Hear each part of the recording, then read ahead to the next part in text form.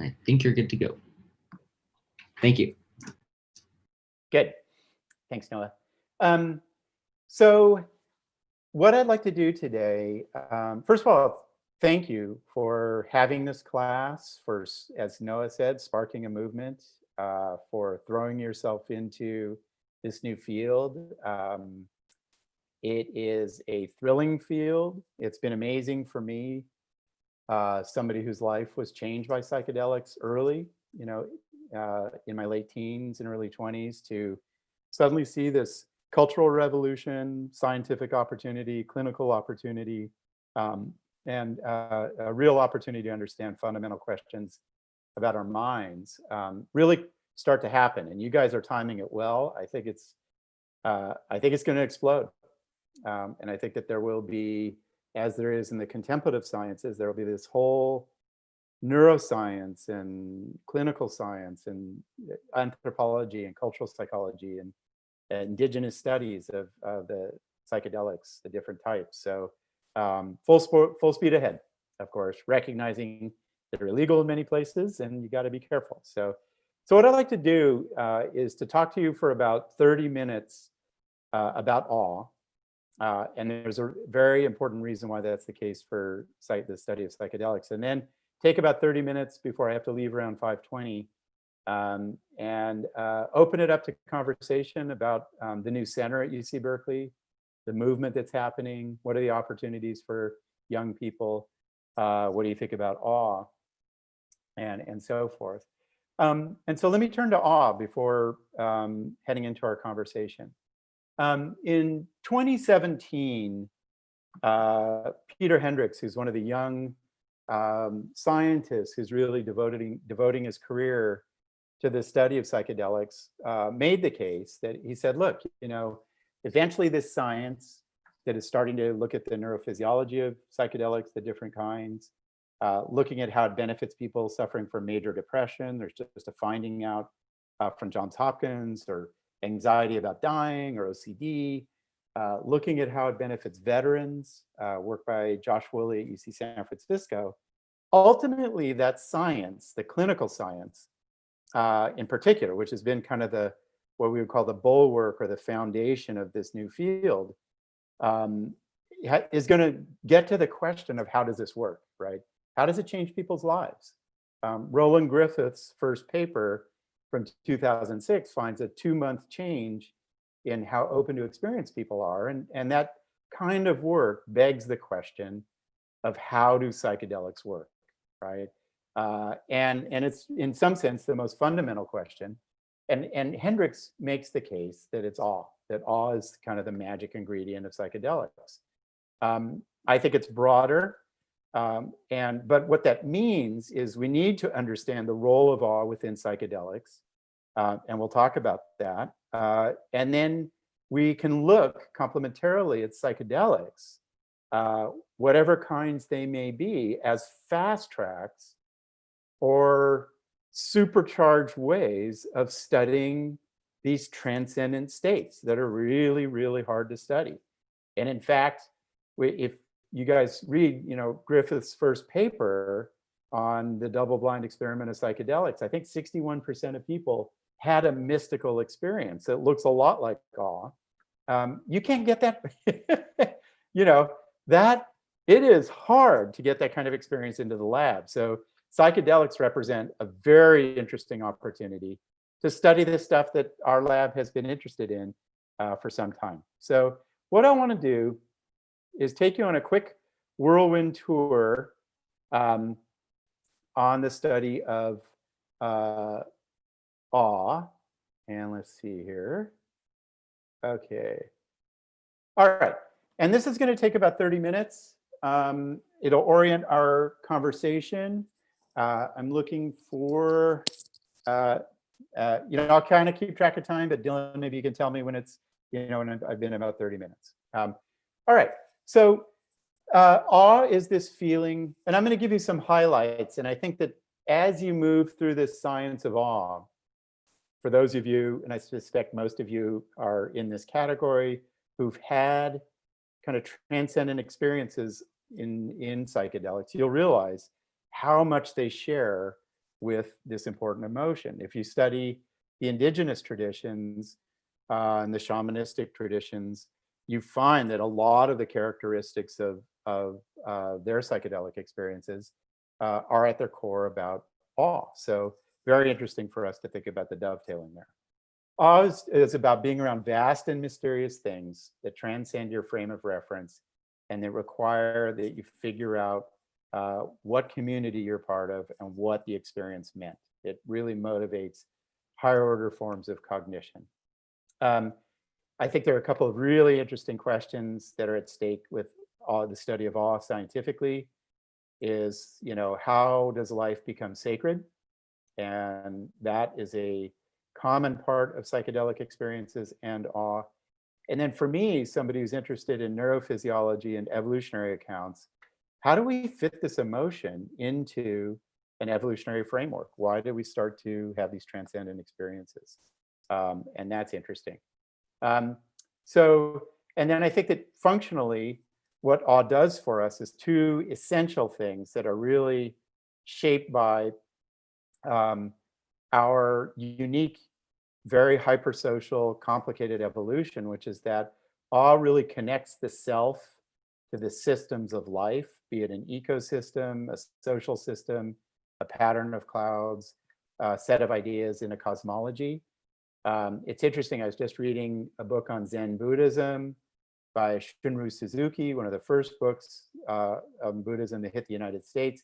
And he talked about like the experience of nirvana is self becomes connected to the large Buddha nature, right? Sounds very much like this. And then very much like psychedelics, what people say with awe is after an experience of awe, they want deeper understanding of life and meaning and the world. And I'll talk briefly about that towards the end. So awe has this fascinating history that in fact is intertwined with psychedelics, which is, it goes deep into traditional ecological knowledge, or what some people call indigenous science. For 10,000 years, people in the indigenous people in North America, the Mesoamerican communities, the rich traditions that were here in the Bay Area, dozens of cultures, were experimenting with psychedelics and developing a knowledge about the world, a mystical understanding of the world. I've presented a painting here, which comes out of the Huichol tradition in Mexico, which very much, as like a lot of Mesoamerican art, captures the psychedelic experience of its vibrating, pulsating patterns and the like. What happens in the West is awe becomes a religious emotion, starting about 2,500 years ago, and people get interested in mystical experiences, conversion experiences, prophets, epiphanies, hearing the voice of God. And then a big revolution happens that we owe a lot of debt to, which is the awe becomes secularized. And in Edmund Burke, a great Enlightenment era philosopher, says that awe is really just about seeing powerful things you don't understand, right? And then very importantly, and in some sense, the precursors to our psychedelic revolution today were the Romantics of Jean-Jacques Rousseau and Goethe and von Humboldt, and Emerson, Ralph Waldo Emerson, who influenced William James, who has a lot to say about the psychedelic movement today in terms of saying that the mystical and the spiritual can be found in any kind of experience, in the mind, in nature, and the like. All right, so this is a really interesting space where words really often fail us.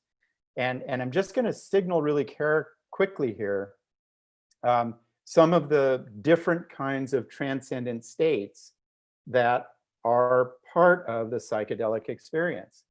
Awe, I've already defined for you. Wonder is a mental state of curiosity, where you're just you have these deep questions about, you come out of a psychedelic experience and you're like, what is life all about? That's a state of wonder. Plato thought it was the defining animator of philosophy. horror is really different from awe, and it's really about death and destruction, right? And in our 20 studies of awe, it has nothing to do with fear or horror, right? So sometimes we'll have a psychedelic experience, probably 15 to 20%, and you'll have experiences of horror, right? A friend of mine, one of my oldest friends, saw a demon-like figure. I've been in touch with people who are leading ayahuasca type ceremonies underground, and very often you encounter horrifying things that are related to death and the afterlife. Very interestingly, bliss, some people feel bliss when they feel psychedelic, psychedelic experience. You're dancing, you feel just in love with everybody, that you're vanishing, you're merging with the divine force. The divine, some of you, 80% of Americans believe in the divine, that there's some primal supernatural force. Probably a lower percentage of people in this group. It's a very common experience of, wow, in a psychedelic experience, I'm encountering, you might say, God or the divine. And then the sacred is what you come out of the psychedelic experience saying, this is irreplaceable and what I consider to be sort of a token of this transcendent experience that you might have. So, a lot of you, if you're like me, you go backpacking, you have this incredible experience and you grab onto a rock, and you're like, I'm gonna keep this rock, right? Because I can touch it, it feels like the experience. And we all have our sacred objects that connect us back to that transcendent experience. So what this tells us is, as a tool for studying transcendence, one of the opportunities is to really get to nuanced distinctions. Who feels horror during psychedelics? Who doesn't? Why? Who feels bliss as opposed to awe? Who comes out of it with a sense of the sacred? Okay, so I'm just going to talk about a couple of our areas of work, but here's what we've discovered. God,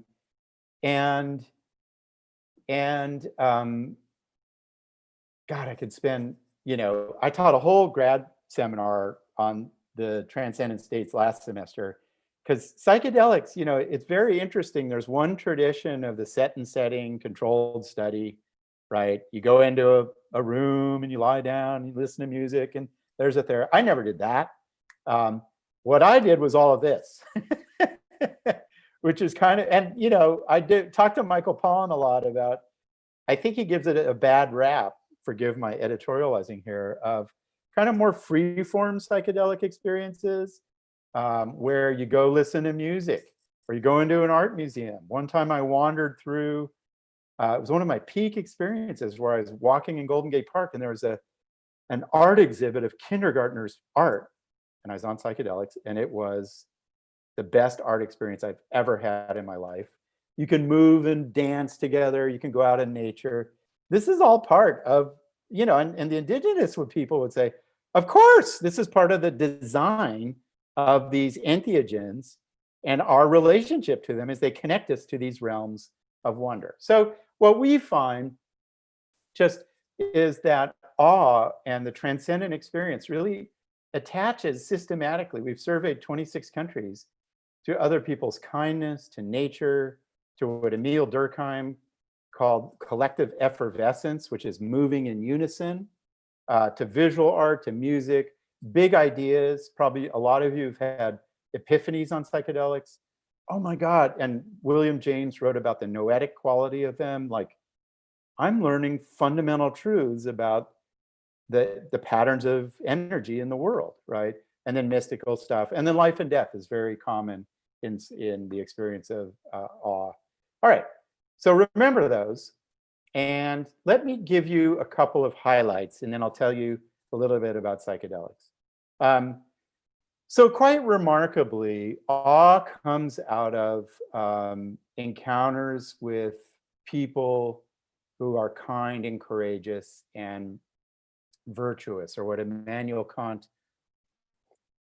the philosopher, called moral beauty. People like Ella Baker, the civil rights activist, and others. I was fortunate to be in the temple that at the Gandhi ashram, where Gandhi meditated and held the sand that was in the temple. And as I hope you all know, Gandhi influenced Martin Luther King, who influenced the Berkeley free speech protests, who influenced the anti-war protests that influence a lot of the protests you see today. Our political DNA at Berkeley goes back to Gandhi and these grains of sand I was holding. And I just started weeping, thinking about that being connected to that tradition. Very common response. And it's interesting to me, and it'll be fun to debrief with you guys. One of the things I've had in psychedelic experiences is where almost every time I've had that experience, I'm blown away by the beauty of other human beings. And I'll have a moment where I look at a face. I remember one of the first times, and a woman was taking care of her dog, and I started tearing up at the profound compassion of her character. So very important source of awe and transcendence, and probably a central source of meaning in psychedelics is the beauty of other people. I'm not going to bore you with what we know, and this is going to give you a sense of the physiological profile. If I show you a video of someone who's really inspiring morally, you get the chills, which in the mammalian world is mammals started to huddle together to fend off cold. They piloerect. It's a certain response in our autonomic nervous system. We tear up. The tears, a lot of nice data are showing, are markers of when you encounter sacred forces in your life. They're not about loss. They're about encountering what's sacred and very meaningful to you. That's why we tear up at great music, right? It's like, this is the music that defines my life. And then a lot of awe, and we're going to be studying in psychedelics, leads to elevated vagal tone and oxytocin release. Very important. Okay. Second big one, and this is fundamental to our understanding of psychedelics is, and if you guys haven't had a session on what's called traditional ecological knowledge, Dylan and you guys, I'm happy to connect you to someone. I would consider it. I don't think a psychedelic science is legitimate unless it honors the thousands of years of data collection, experience, recording, observation, and cultural tradition of indigenous peoples. It is, as you know, our psychedelic experience traditions come from Mexico and Maria Sabina near Oaxaca, and the people that, and getting it to Timothy Leary, who of course got his PhD at Berkeley. I hope you guys know. So it is, they've thought about this for thousands of years, developed rich traditions. And what I'm summarizing is their sense of their relatedness to nature and awe in traditional ecological knowledge, which is everything's connected, ecosystems are all collaborating, every living being is animated by consciousness and a vital force, that everything is sacred, right? And when we study awe in nature, that's what people say it's like. They're like, I had this experience, I was amidst these sequoias, these great sequoias, and I just started thinking about how I'm part of this ecosystem, I'm like these trees, we have to protect them. And there is a vein of thought that psychedelics open our minds to this way of relating the self to the world, which is you're not a separate being, you're connected to everything. You aren't a competitor against other species. Well, partially we are. You are collaborating in complicated ecosystems. Many of you on psychedelics have probably had the sense that plants have consciousness, that other species have consciousness. Certainly that's a defining quality of my experience. Like, whoa, everything's alive, it's all breathing.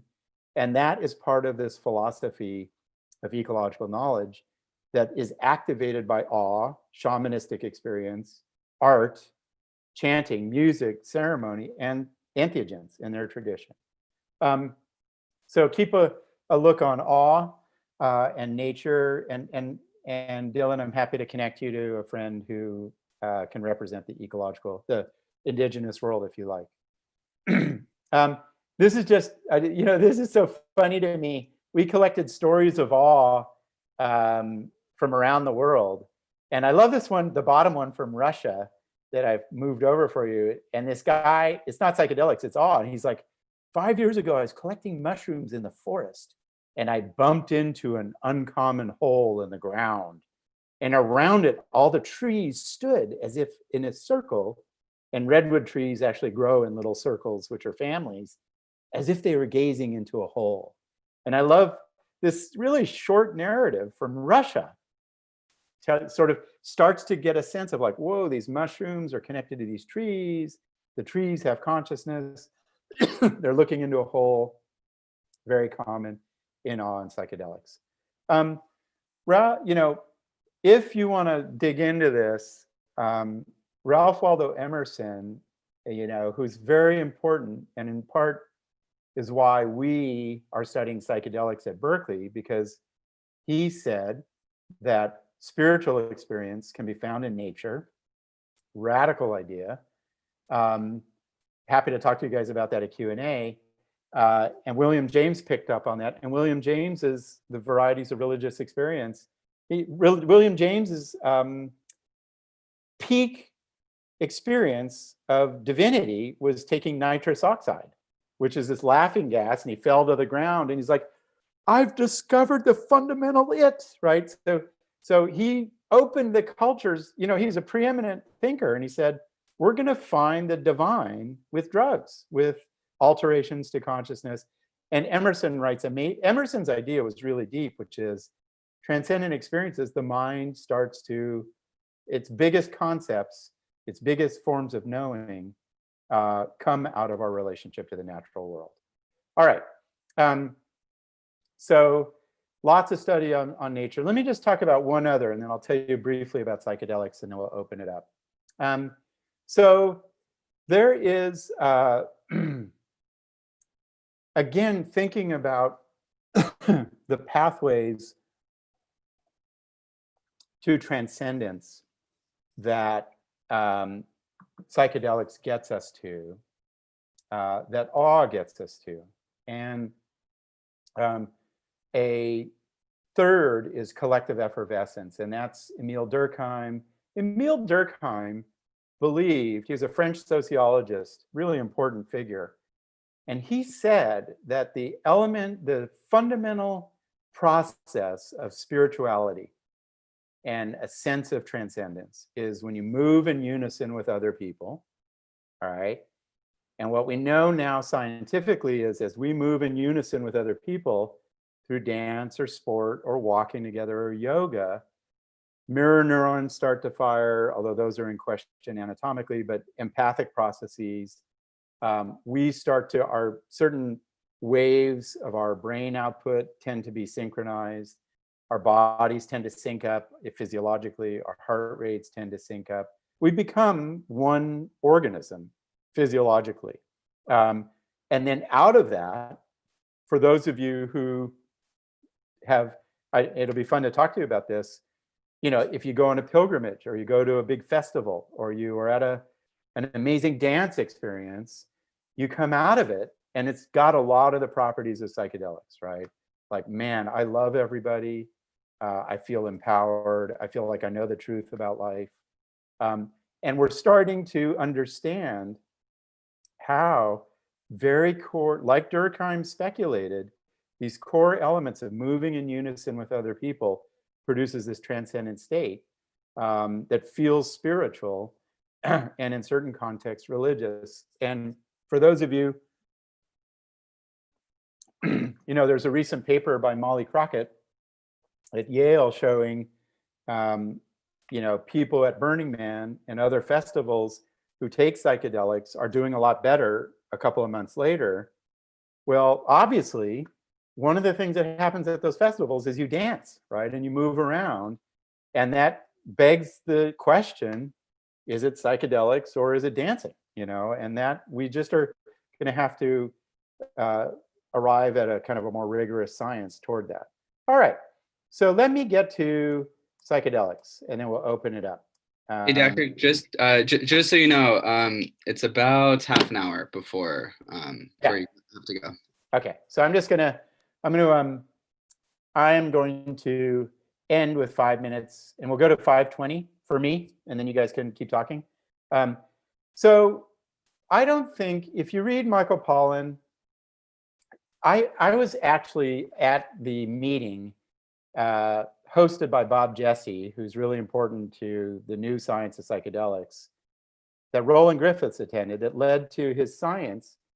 And everybody was saying, like, at the heart of psychedelics, and I think there's going to be enormous variation, is mystical experience, right?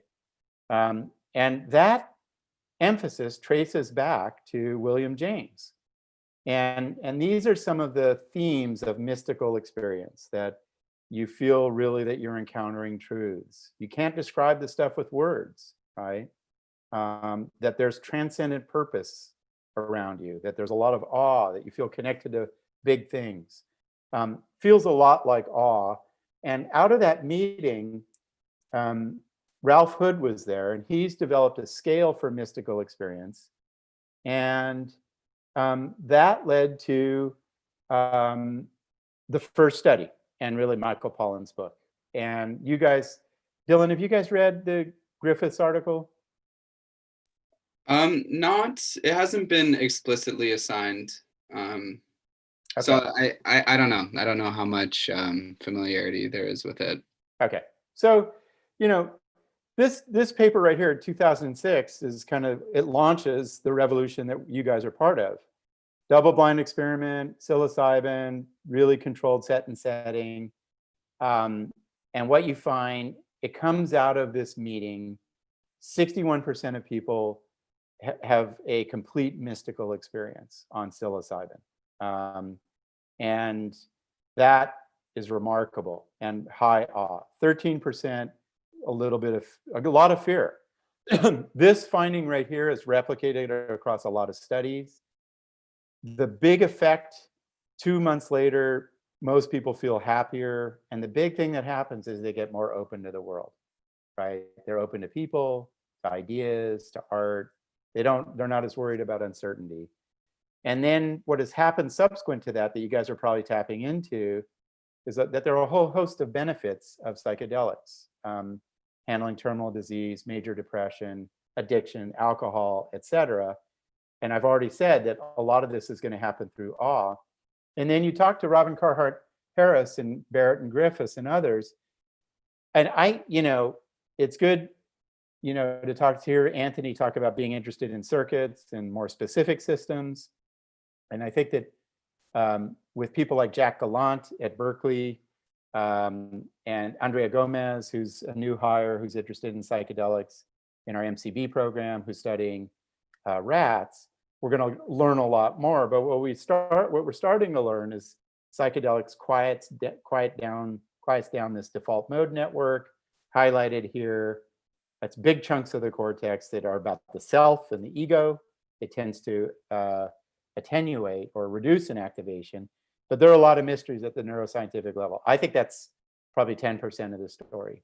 And I think that dopamine will be involved, oxytocin in certain psychedelics, really complicated patterns of interconnectivity. And then, Jack Gallant would be worth talking to if he has time, in terms of these kinds of fMRI studies are really imaging tens of millions of neurons. And so we got to get way more precise in our understanding. So for me, awe is going to be a big part of the story, and the transcendent states of bliss and horror and, sacred and divinity and things like that. And I think that, as the science matures, we often get to kind of an explanatory model of how things work. And I think that awe will be, and that's going to be part of our science at the Berkeley Center for Science and Psychedelics, is awe will be a big part of the story. You know, psychedelics make people more altruistic. Well, awe probably accounts for that. Psychedelics probably make people healthier, right? Physically. And awe will be, we know that awe reduces inflammation. So it is this very interesting part of the puzzle.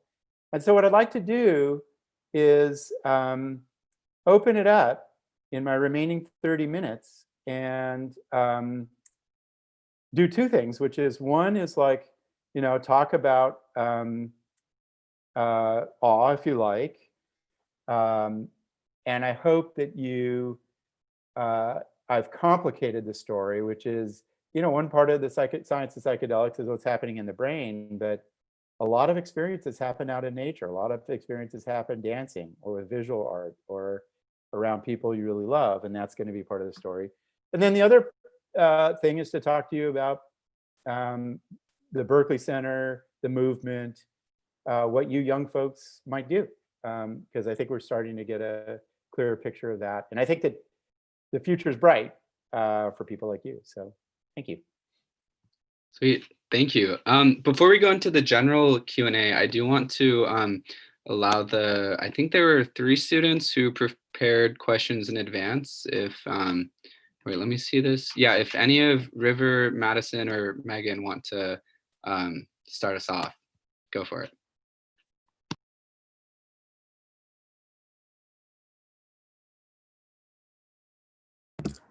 I just had a question about how or if awe works like on a spectrum, because I feel like awe to a young child is much different than awe to somebody who's 60 or 70 years old. I was just wondering how that changes interactions with psychedelics, as well as just like how the spectrum would work. Yeah, let me, I'm going to see if I can share. That's a fundamental question. And let me just, I'm going to try to share something that will illustrate the spectrum idea. All right, let's see.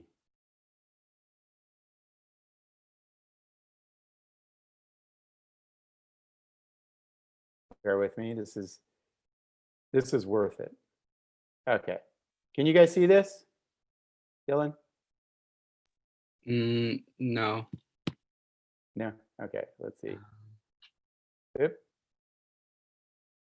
Wait, you're not screen sharing. Okay. So, this is going to be above my pay grade. All right. I'll send you the link after. Yeah, you know, one of the most words are brutal instruments, right? And I say, wow, that was awesome. And that covers a couple hundred varieties of experiences, right? And most people who have gotten into the study of psychedelics, think about the experience, 6 hours, right? Memory, feeling, body sensation, neurophysiological profile, projections into the future, your imagination, and you're using words to capture that. So we have to go to gradients. And if you, I will share this link that shows you that awe has a lot of gradients. And the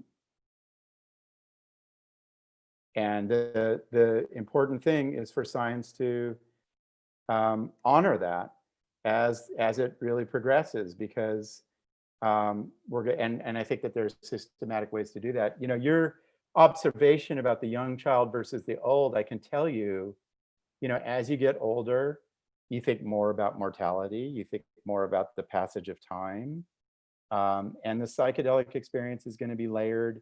Those existential themes will be layered into the nature of the experience. And the challenge will be, how do we capture that? Self-report data, I sent you a map of that. We can now take narratives, right? You could have somebody on a psychedelic trip talking about it.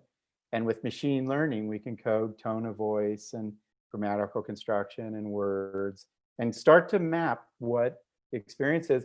And the other thing that I'll say is it's naive as the field thinks now that all the psychedelics roughly produce the same experience. And I don't think it's even close. You know, MDMA, I think is a totally different game, as you probably would as well, than psilocybin. And so we got to get to a more sophisticated mapping.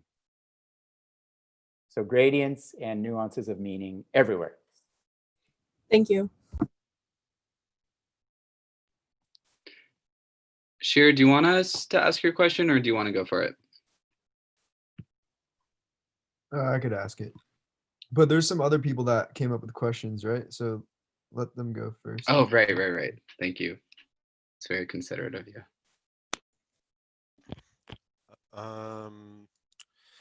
I have one, if you don't mind. Fire away. You often talk in your reading about having experiences that inspire awe that go on to generate humility, right? Yeah. And in my mind, humility is kind of in the same ballpark as low self-esteem, but you make a distinguishment. Yeah. How can we go about, like, 'cause generally in the zeitgeist, low self-esteem is a bad thing, right? Yeah. How can we go about like avoiding conflating the two, and how can Yeah. we create a difference in our minds that is like helpful? Yeah. I suppose. Yeah, you know, you asked the hardest question in that work. We did a lot of work to show that humility is different than thinking negatively about yourself. And humility is where you see yourself accurately, and you're open to other people's strengths, and you're open to the idea that vast forces guide your life. And very often in the psychedelic experience, people will feel like they see themselves clearly, right? That the illusions are stripped away. Oh, I'm not going to be a great novelist. It doesn't matter, you know. They're very open to vast forces of life, like luck or fate or your parents, right? And in many cultures, you know, the U.S. has a very ambivalent relationship to humility because we're more self-expressive and self-assertive. In other cultures, it's much more oriented towards humility. And I think what we need is a rich literature that shows that what's cool about psychedelics is people come out of it doing better at their work, but they're more humble about it, right? And so we're going to need to make the case that humility is much more than just being too critical of the self, which it is. Oliver. Hi. I know that there's a few other people. I'll same as Share. I don't want to take the spotlight, but I can ask my Fire question. away. Okay, so when I learned about the default mode network in school, I learned that it's kind of activated when you close your eyes and go inward, and it's the self-representation. So I guess I'm confused as to why the default mode network is silenced during psychedelic experience, because my understanding is that when the qualities of psychedelic experience are all inward. So yeah, that's kind of my question. Yeah, I think the, you know, and you always have to remember, like, those chunks of cortex that I showed you are huge, and they do all kinds of different things. And with language, we tend to simplify. But I think that the thinking about the default mode network it kind of is about making sure that the self is staying on task, is doing good things in the environment and that are oriented towards success, and representing the self and recalling memories about what you should do. So it's almost like the ego, right? Like, okay, this is how I'm going to make it in the world. And then I think what struck the field of psychedelics is that for a long time, people have talked about ego dissolution, ego death, I am nothing, and, you know, whoa, my sense of self, like Michael Pollan's, his descriptions of his trips, the self kind of blows up, right, and disappears. And it's cool that this big chunk of the brain would be part of that. So it tends to be equated with sort of self-observation and comparing self to your goals and tasks. But it's going to get more, the next generation will become much more precise about the networks that are involved. And it'll be a more complex story, I think. But that's kind of the simplistic way of understanding. And it is a lot interior. It's a lot about does my feeling fit the context, right? Does my sense of self align with what people desire? So it's why it's gained such traction in the field. And now there's controversy around it. Thank you. Shira, do you want to go ahead? Yeah, shoot. I writing the freeform use of psychedelics, and I was wondering why you think this is often demeaned as some kind of like cultish hippieism or paganism, and do you think that has anything to do with conforming to traditional Judeo-Christian values? Yeah, man, you nailed it.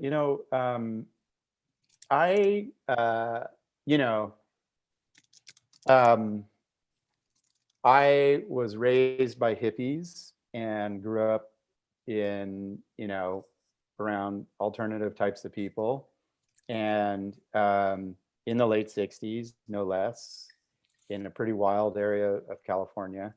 And, and it was kind of the free form experimentation with psychedelics. And there was a lot of good.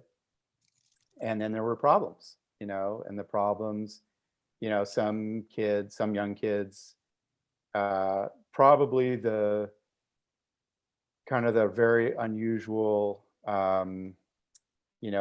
kids who get lost and drop out and get into trouble started in those cultural contexts, right? Where there's not careful set and setting that you see today. And I think that this is my opinion, but the next revolution that you are right in the midst of has done a couple of strategic things to avoid those problems. Because you guys are at Berkeley, but if we were having this conversation in Alabama, right, or another part of the country, or around conservative lawmakers, and they start thinking about young people taking psychedelics at a concert, it would have much different implications for them. And I think what the movement did, the current movement, is first focus on clinical issues.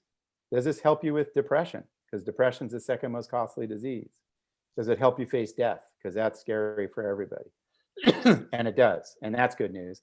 And the second thing is like, let's really commit to controlled experiments. And then part of it is people are like, yeah, that freeform stuff, there's a little bit of critique of it that is worth pushing back on, I think, right? And it's an empirical question. Molly Crockett's paper shows if you go to festivals and you take psychedelics, you're a better human being, right? That's pretty free form. And I'm very interested in getting outside of these controlled set and setting and seeing if these more free form practices, dance, intentional communities and so forth, what does that do for people? And then the data, Michael Pollan and this very controlled clinical work is allowing for us to do the science of more free-form practice, and then we'll see. And if we get a finding that shows, wow, free-form use of psychedelics, people are more likely to vote, they're more likely to volunteer, they give more to charity, their immune systems look better, they save people who are dying, then you say, that's that, but it's riskier. And so the movement started cautiously for good reason. Thanks for asking that. A great answer. Thank you very much. We have a question from Megan in the chat. It says, in the numerous studies done about awe-inducing experiences and its positive impacts on a person's life, Was there a specific type of psychedelic used or location that greatly influences the amount of awe found at the end of the studies? Yeah, we don't, this is, so, and I think in our last 15 minutes, it's good to transition to the Berkeley Center for Science of Psychedelics. So we don't know, we don't know what the emotion profile is of MDMA versus LSD versus ketamine versus DMT versus psilocybin. And they're going to be different, and if the subjective profiles are different, I think MDMA is more compassion oriented, more love oriented. That means oxytocin networks will play a more prominent role, et cetera. So that's part of what the Berkeley Center is here to do, which is like, we need basic science on networks and, cellular influences and mappings of emotion and of what we've done with awe, just to start to be able to answer those questions. And we're working on it. So it's a great question.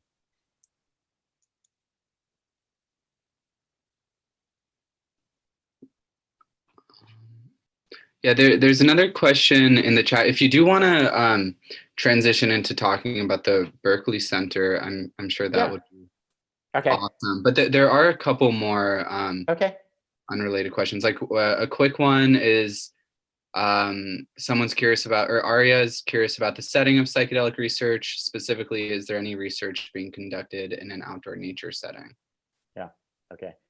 Well, let me orient you guys and then we'll have kind of 10, 15 minutes of conversation. So there are now psychedelic centers at Johns Hopkins, NYU, Harvard is building one, and Berkeley has one, and we've just gotten a gift or two. And ours is going to be different. NYU and Johns Hopkins are really focused on clinical issues, depression, drug addiction, OCD, death anxiety. Harvard will get into sort of basic neuroscience. And then ours is going to be just kind of the basic science, neuroscience, psychology, et cetera. We're going to have a journalistic dimension to it, since Michael Pollan is faculty here. And what's the business of psychedelics going to be like? There are all kinds of startups that are going to make a ton of money. How do we sell drugs, et cetera? What about public policy and legal issues, right? So just to be the best clearinghouse on psychedelics. And then we're going to develop a training program. And I think, if you are really devoted to this cause, there will be paid work where you go get training about how you run sessions, and you learn a protocol and a tradition to administer psychedelics in legal fashion. And then some people are doing it underground, right? And that's how life always is. So basic science, kind of public education and outreach and journalism, and then training will be our foci.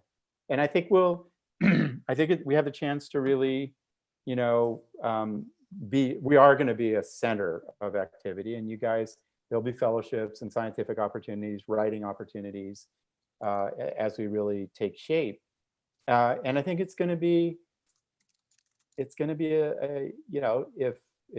Biden gets to get into office and, the drug laws keep becoming more open, it's going to be a big part of our society, a very big part. And there are going to be clinicians who do it, coaches, life coaches who do it, basic science. You could go into businesses around it. There's going to be a lot to do. Legal implications. And we don't know, that's why awe is so interesting, because a lot of people are doing psychedelics dancing. I suspect a lot of you have. And so, well, that's interesting. A lot of people do it in nature. That's interesting. And we don't know.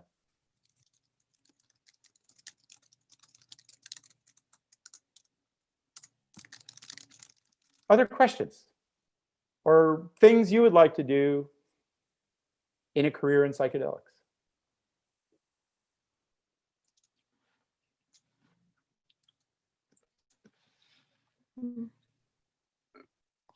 I mean, um, I could go on and on, but I want to first, I want to first open it up to students before I ask my own questions. Yeah, Aria, go for it. Hi there. I had a question about traditional ecological knowledge and how you mentioned it's really important to, honor the indigenous people who just like paved the way for this whole entire research that we're doing now. And I was wondering if you had any suggestions on how to do that and how to like form relationships and just how to honor that legacy. That's people's. Thank you for asking that. So the first thing to do is what I do, is to say it. It's like saying the name, right? It's like, hey, guess what? And there is this deep tradition. It's 10,000. The Bay Area thinks it's invented psychedelics, and we have that arrogance sometimes. Very far from the truth. This is 10,000 years old, or for 5,000, 6,000 years old. It predates caffeine and sugar, right, in the indigenous traditions.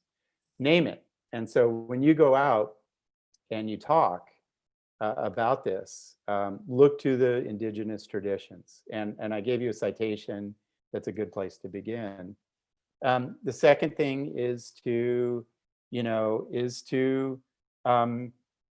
form those relationships. And there are indigenous societies in a lot of disciplines that you can become part of. You can reach out to indigenous practitioners. It's a sensitive thing. Some of the tribes keep their knowledge to themselves.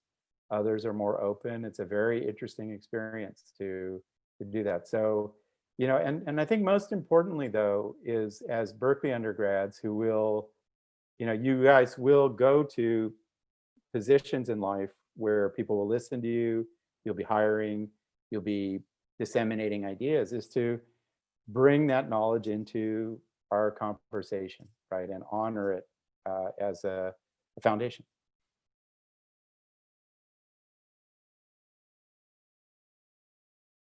And it's fascinating in my explorations. They're indigenous. I make a big deal about Tibetan Buddhism. Well, there are indigenous traditions that predate Tibetan Buddhism. There are indigenous traditions that are in Scandinavia, where I come from, right? That probably have a lot to do with the. So just make it an opportunity to like always be bringing it into the conversation as our cultural history. Just like I used to always cite Plato and the people who came before us. Well, now it includes indigenous ideas and scholars. Thank you.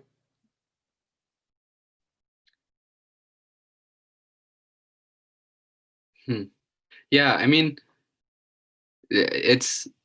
I like that you touched on that partially because, I mean, at least from what I've kind of gathered from our past speakers, it seems that psychedelics use used to be a more formalized aspect of, just coming of age and ritualized in that way.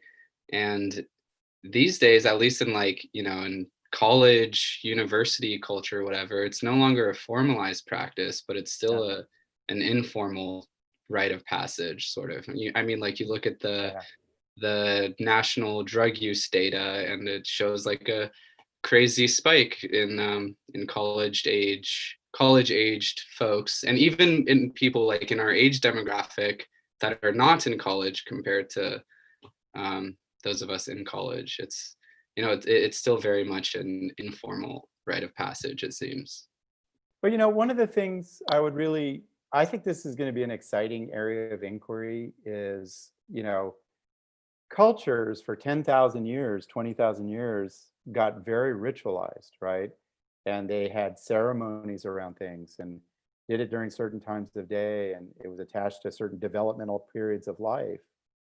And for better and then that became religion in Western European tradition, which has not been too friendly to drugs and dancing and all the things.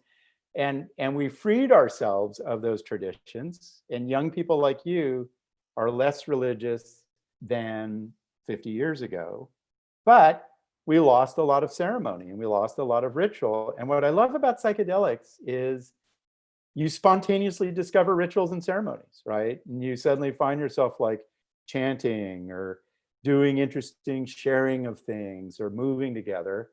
And so that's part of, like you were saying, Dylan, like when you study the quote shamanistic traditions, and there are many throughout Mesoamerica and North America, it's a more ceremonial thing, that involves, customs and forms of dress and dance and sharing of food. So it's an opportunity to think about how psychedelics get you back to this ceremonial life, which has its upsides. So that, I mean, yeah, I don't want to be asking too many questions, but that kind of ties into something that I think we're going to be touching on in our second to last week, when a representative from Decriminalized Nature is going to come in and speak to us about the sort of tension between decriminalization, legalization, and within that, like, should psychedelics be available just within like a medical setting, or should it be, more of like a recreational kind of thing? Or what does recreation even mean when it comes to psychedelics? Like, yeah. So I'm wondering if you have a take on that. I do, and you have to, and Sheer brought this up earlier, right? And we struggle, like we have more formalized ways to find the mystical experience, and then we have more unstructured ways to do it, right? And this is one of the really interesting things about the United States, is beginning with Ralph Waldo Emerson and Margaret Fuller and Henry David Thoreau and Walt Whitman and Henry and William James, we've like, go find it yourself, man. And if you are going to find your soul by being at a punk rock show on psychedelics and losing your sense of self, that's okay. And there's a very deep part of our culture that's like, that's the truth. And I think that's a particular strength of our culture. And I think your generation in the next 20 years of this science is going to say, that controlled lab stuff, set and setting, that's all fine, good for you, but we've got big data and, gene assay that shows that this more free-form stuff that decriminalization allows for is okay too, right? And that's where the science is critical. And my hunch is, and the data are starting to come out, Robin Carhart, it's either Griffiths or Carhart Harris has a paper out. Just like if you just say how much you've used psychedelics, it tends to predict you sharing more with other people and being a little bit more cooperative, right? Which we always care about. So I think it's going to be a great tension to embrace in this new revolution. Cool, thank you. Michael Pollan would not be happy hearing me say this, but it's my right.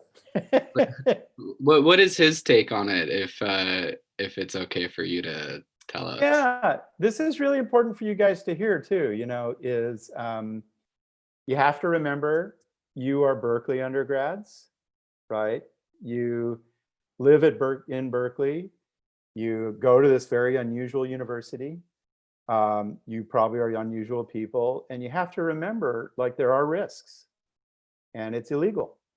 And there will be, as we do this science, there are going to be very rare examples of people hurting themselves, right, coming out of this. But my counter is always, people hurt themselves skiing, they damage their frontal lobes playing football, they, backpackers die routinely. I used to rock climb. Rock climbing is dangerous, right? And so, there is going to be that. And SSRIs have a lot of collateral issues. And so you guys and I want you guys to all hear this, and I hope you're listening, right?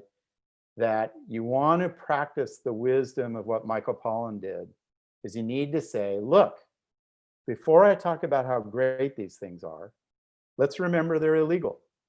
Because you don't want to see your friend who, because of the color of their skin, ends up in jail, right? Because they were all excited by your conversation. They are illegal. It's possible they will be risky for some people.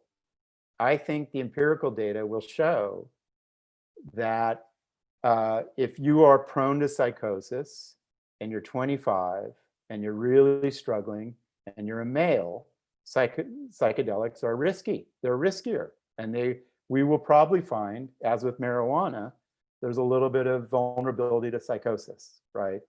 But there's a lot of upside. So you guys want to, and this is important because, you guys are the cutting edge, and, Carol Christ knows about your class, and Berkeley people know about your class, and you want to speak like reasonable people, which I just did not do, because I was saying go do it in a punk rock show. But you want to say, like, let's remember these are illegal, and let's remember there's some risks, okay? And then let's look at the science. And then it's, to me, it's a really, then you should get to the questions that you love. How about one or two more questions? Arya. Hello again. I have a question. It might be a little bit out of left field, but it's something I've been curious about for a while. I had a brain injury at one point in my life, pretty recently in college. Sorry. And it was a concussion that lasted about a year. And in that recovery, it was, really hard. Like, I couldn't read for like a year. I had migraines all the time. But during my recovery, I felt this incredible sense of awe. Like, I felt like I was seeing the world through fresh eyes. Yeah. I had that, like a lot of the experiences that you described, all the wonder, the connected to nature, all these things came naturally before I even tried psychedelics. And I was wondering if any research is being done about the connection, between psychedelics and brain injury. Yeah. Anything about maybe awe and brain injury. I'm just curious if that connection is there, or if any work is being done, or if it's even, I don't know if we're there yet. It's a spectacular question. Dylan, so point one, there are certain brain trauma, brain variations that have awe properties. We don't know that epilepsy is one. Dostoevsky, the great writer, was an epileptic, and he loved his seizures because he would feel awe and ecstasy. It's really interesting. I was at a retreat, and this guy, his wife had a form of dementia where she lost all words. And I was like, well, what was it like for her to lose words? And he's like, it was perpetual awe, right? You no longer are naming stuff, and you're just, you're into this psychedelic perception of the world. Dylan, you might want to reach out to Andrea Gomez, who's a new faculty member in MCB, if you haven't. She's indigenous, and she's not the person I can connect you to. She will talk about that. But to your question, Arya, she studies RNA, and what happens, she thinks, on psychedelics is certain things happen to the RNA that allow for protein synthesis that enable greater connectivity in the brain, right? And so if certain brain trauma prevent connectivity, which Robin Carhart Harris thinks is really foundational to psychedelics, what if psychedelics alter RNA and gene expression in ways that countervail the problems of a brain trauma, right? That actually build up connections. If she finds that becomes a $1 billion discovery, which is, there are tens of thousands of people in accidents who have brain trauma. A high proportion of people who are older will get dementia of a certain kind that reduces connectivity. Maybe psychedelics prevents that. And this is why I always love talking to Berkeley undergrads. I'm already like, I got to study that, because that's a good finding. Free-form psychedelic use prevents dementia. And that would be a hypothesis. What's her name? Andrea Gomez. You know, she's new. But you should bring her in if you can. Yeah. She's also from a tribal nation. She's a brilliant neuroscientist. Comes from I forgot where her tribal nation's from, and is very interested in the Psychedelic Science Center at Berkeley. We'll be part of it, so it'd be good to talk to her. Awesome. Sweet, Yeah. yeah. I'm not too familiar, or I know that that ketamine isn't like a classic psychedelic, but I've been reading up a little bit on it, and I've been coming across research that that is pointing towards it being neuroprotective, especially after traumatic brain injury. I haven't really dug into it, but yeah, and you know, that's part of the movement. And we should, who just popped up a chat? They have a follow-up question too. Sarah, we'll get. The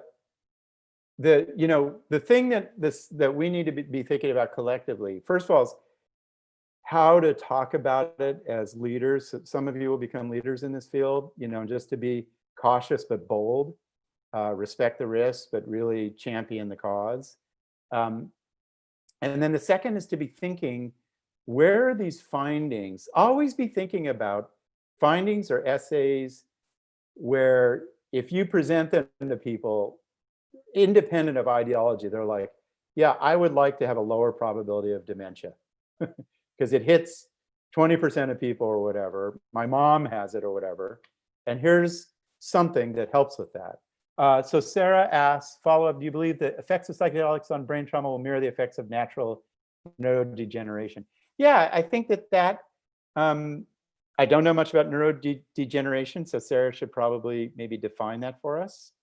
But I think that's what Andrea in part was saying, was psychedelics may influence certain spindles on RNA that produce the expression of genes that help with connections across regions of the brain, which is often reduced during neurodegeneration.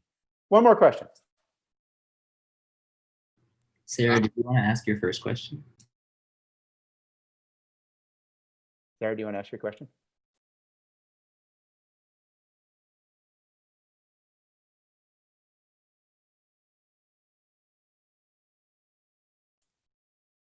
I've got one, if you don't mind. All right. Okay, so when we talk about psychedelics in the zeitgeist, it's often like hard to like get words to describe any kind of experience along those lines. Yeah. And that doesn't really help the standpoint of like trying to get it legalized or decriminalized or try to help the popular opinion of it, because people who are making the laws associated with that don't understand it and talk about it in ways that just don't represent it. And then you can't like repel that with words, because they're just hard to come up with sometimes.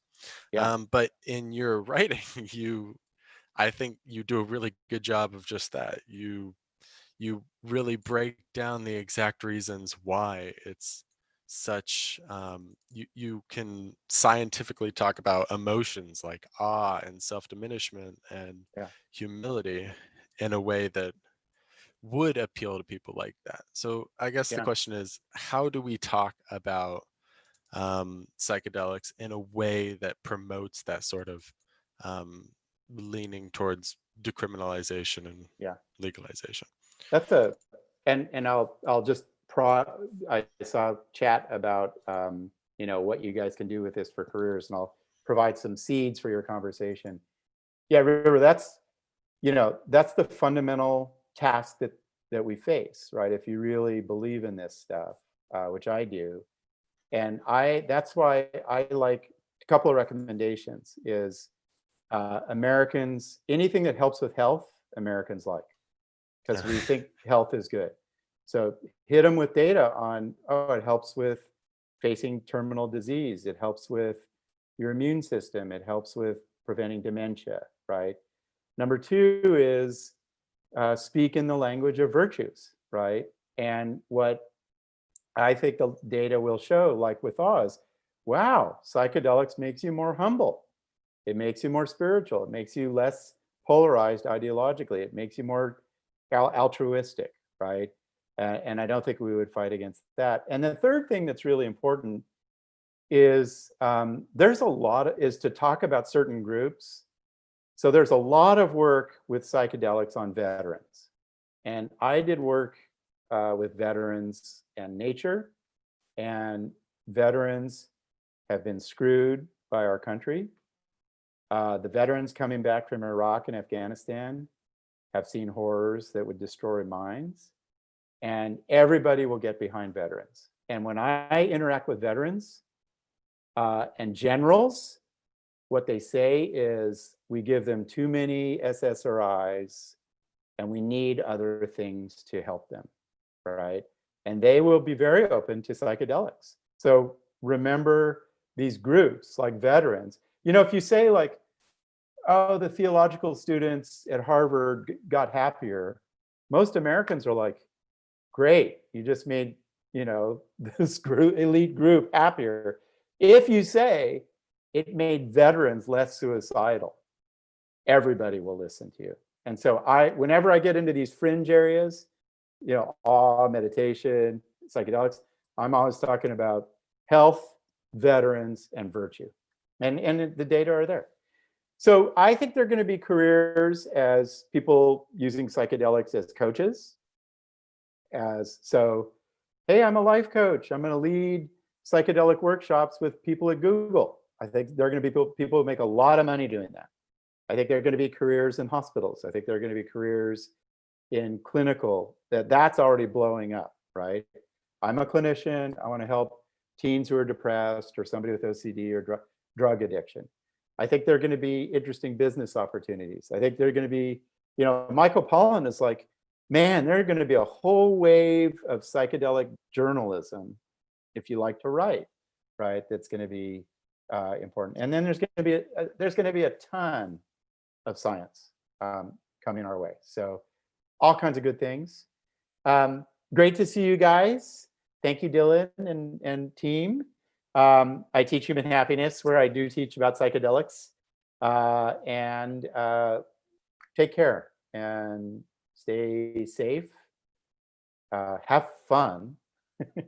And more free form is what I say. Dacher, thank you so much. Naturalistic experience.